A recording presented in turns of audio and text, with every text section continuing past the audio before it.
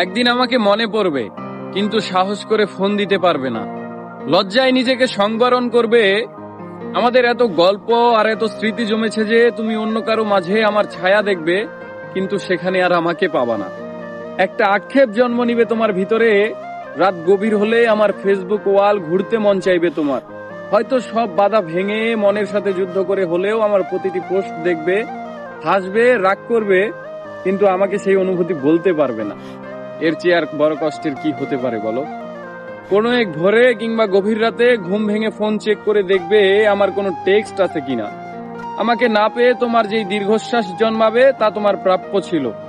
আমি তো কোনো অন্যায় করিনি। এখন যার সাথে আছো তাকে নিয়ে যতই সুখে থাকো, যতই ভালো থাকো, আমি জানি আমাকে তোমার মনে পড়বেই, কারণ আমি তোমাকে ঠকাইনি। তার সাথে কাটানো প্রতিটি সুখময় মুহূর্তে আমি থাকবো তোমার মস্তিষ্কের একটা কোণে। এর চেয়ে বড় শান্তির আর কি হতে পারে বলো? আমাকে কষ্ট দেওয়ার প্রতিটি পাপ তোমাকে ঘিরে ধরবে। একদিন তুমি অসুখী হবে, একদিন তোমারও আমার জন্য কাঁদতে মন চাইবে, কিন্তু চোখের পানি আর আসবে না। এক শীতে সমুদ্রে স্নান করতে যাবে, সাথে প্রিয় মানুষটা থাকবে, অথচ সেখানে আমার থাকার কথা ছিল। এক জ্যোৎস্নার রাতে আকাশ দেখে তোমার চোখের কোণায় পানি জমবে। এত সুন্দর রূপালী জ্যোৎস্না আমাকে ছাড়া দেখবে, আর কষ্ট তোমাকে জাপটে ধরবে না। এটা হয় বলো?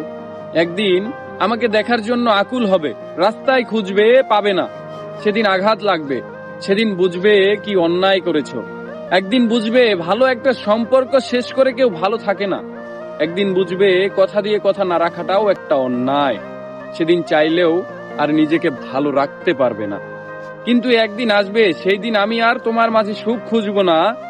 আমি না চাইতেও তোমার দেওয়া প্রতিটি অবহেলা একদিন আমার জীবনে অন্য কারো মাধ্যমে সুখ হয়ে ফেরত আসবে, কিন্তু আমি আর তোমাকে মনেও করব না।